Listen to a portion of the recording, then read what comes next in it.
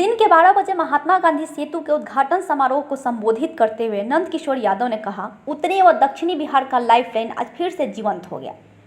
इससे आवागमन में करोड़ों लोगों को सहूलियत होगी। सभा को संबोधित करते हुए उप मुख्यमंत्री सुशील कुमार मोदी ने कहा, गंगा पर अब तक 1 दर्जन पुल निर्माणाधीन है। इसके बन जाने के उपरांत आने जाने की दूरी अपने हद तक कम हो जाएगी। केंद्रीय मंत्री रामविलास पासवान ने कहा, हाजीपुर मेरी मां के समान है। यह पुल हाजीपुर के लोगों के लिए वरदान है। केंद्रीय गृह राज्य मंत्री नित्यानंद राय ने कहा, महात्मा गांधी सेतु के दक्षिणी छोर पर मेरा पैतृक आवास है, जिससे मेरा आत्मीय रिश्ता इस पुल के साथ जुड़ा हुआ है। मैं तहे दिल से केंद्रीय और राज्य सड़क परिवहन मंत्रालय को धन्यवाद देता हूं।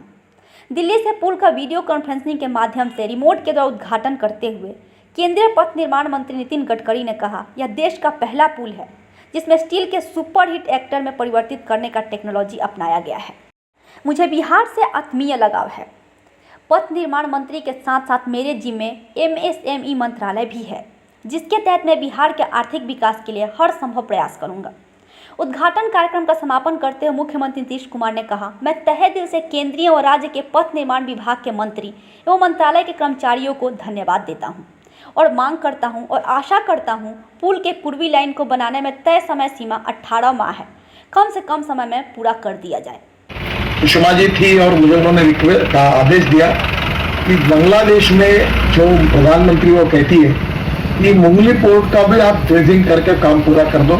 तो मैंने कहा उसके लिए पैसा लगेगा, तो उन्होंने कहा आप मेरे लिए काम करो, बांग्लादेश के साथ हमारे अच्छे संबंध है। तो 250 करोड़ खर्चा करके मैंने बांग्लादेश में भी मुंगली का भी ड्रेजिंग कर दिया, 12 रिवर का भी ड्रेजिंग पूरा हुआ है। और अब केवल छोटा सा काम रहा है जो मथुरा में यमुना से दिल्ली से मथुरा, मथुरा से आगरा, आगरा से इटावा और इटावा से प्रयागराज, ये 12,000 करोड़ का DPR अगर ये पूरा हो जाएगा तो बिहार, यूपी, झारखंड और बंगाल की इकोनॉमी बदल जाएगी। और मुझे खुशी है कि गंडक नदी जो है उसमें भी हमने नेपाल बॉर्डर तक ड्रेजिंग का काम वो भी मंजूर कर दिया है वर्ल्ड बैंक के प्रोजेक्ट में।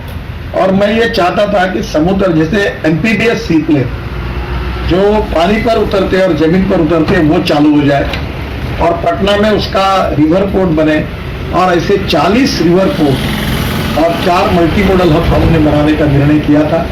और मुझे खुशी है कि साहिबगंज का उद्घाटन प्रधानमंत्री जी ने कर दिया, गाजीपुर का काम जोरों में शुरू है, वाराणसी का भी उद्घाटन प्रधानमंत्री जी ने किया है और हल्दिया का और गाजीपुर का आखिरी स्टेज में है। और ब्रिज के बारे में बात होगी, लेकिन ये बहुत अच्छी बात है कि आपने MSME की भी चर्चा कर दी, तो हम लोगों को बड़ी खुशी हुई है और हम लोगों को पूरी उम्मीद है आप जब चाहिएगा तब आपके पास हम यहाँ से इन सब चीज़ों के बारे में जितनी चीज़ें हुई है आप चाहिएगा, अगर वक्त दीजिएगा तो कभी आपके सामने एक प्रेजेंटेशन बिहार सरकार की तरफ से इसी वीडियो कॉन्फ्रेंसिंग के माध्यम से भी किया जा सकता है, या आप अगर समय दीजिएगा तो हम यहाँ से अपने अधिकारियों को भेज करके आपके समक्ष सारी बात कहवाएंगे। तो एक एक चीज़ को आप समझ लीजिएगा, बिहार की स्थिति को समझ लीजिएगा। आपका ध्यान रहे, सबसे अमीर राज्य के आप हैं और हम लोग तो सबसे गरीब राज्य हैं, उसका तो सबसे बड़ा कारण है ये पॉपुलेशन डेंसिटी। और पॉपुलेशन डेंसिटी को हम लोग कम कर रहे हैं। जब हम लोग को काम करने का मौका मिला तो जान लीजिए पॉपुलेशन डेंसिटी 2005 में था 4.3 पर और अब पहुंच करके 3.2 पर आया है। Fertility rate, sorry, population density की तो आपको फर्टिलिटी रेट का कह रहे हैं, इतना हुआ है। और फर्टिलिटी रेट घटाने के लिए ही हम एजुकेशन पर और खास करके महिलाओं को शिक्षित करने पर जोर दे रहे हैं ताकि वो और घट जाए दिया है। और सारी बातों की चर्चा यहाँ पर की, इसके लिए मैं आप सबको हृदय से धन्यवाद देता हूँ।